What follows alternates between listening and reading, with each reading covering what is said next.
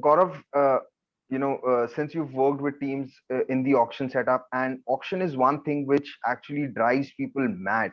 We see so many people, having mock auctions, fans discussing what are the various possibilities. They even go and discuss about what should be the right price to get a player.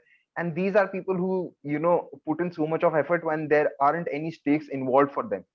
They can get it wrong while making a mock auction team. But for people like you who are a part of the process, who do so much of scouting, how difficult or easy, can it be to nail the process of the IPL auction? Just walk us through that process. Well, the auction itself has evolved a lot over the last 13, 14 years, right? Ever since the start of the IPL. Auction was completely new in the scheme of things when it came to sports. Usually, most leagues have the system of drafts, which is very common, used across all sports in the world, and uh, people like that, but it never came as close to the interest of an IPL auction. I think that kind of it was revolutionary in a sense. Even now, if you actually look, there are a lot of people who are more excited to watch an IPL auction than actually watch the IPL itself. The kind of numbers the auction gets, both in broadcast and digital, is extremely high.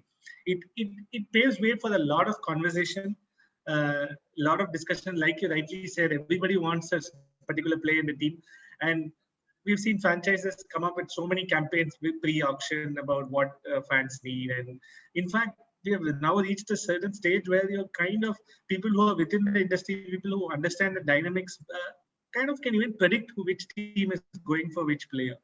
So auction has really enhanced the interest of the league, because it's special. You, for one, you get a lot of heroes. You have a lot of small time players making a lot of money. Very good human stories for that. Secondly, there's a lot of intelligence, tactics, and strategies. People like me who are outside of who are not cricketers, who have not played the game, can actually have some kind of influence, which was good which is good, which was not possible say 10 years back, right? Because the kind of the way you need to think, etc. And also,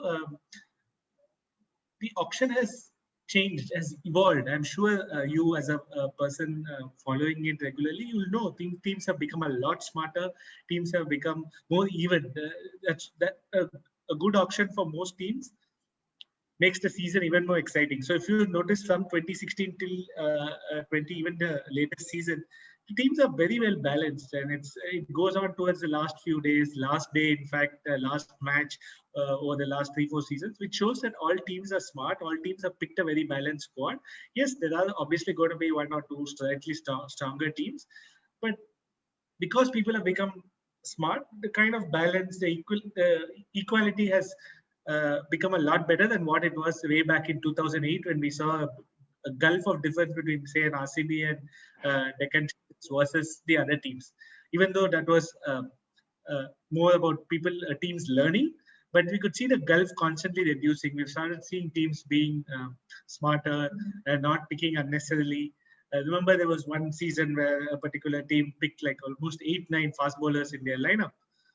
Now people know exactly what they need, where to focus on, which part of your team you need to focus on, and a lot of work goes behind it. A lot of recruitment happens, a lot of structures there.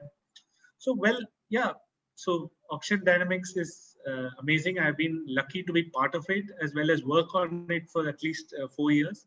And from the time I stopped working on auctions till today itself, there's been a sea of change. So yeah, it's just getting better and better as the years go, Gulkiran.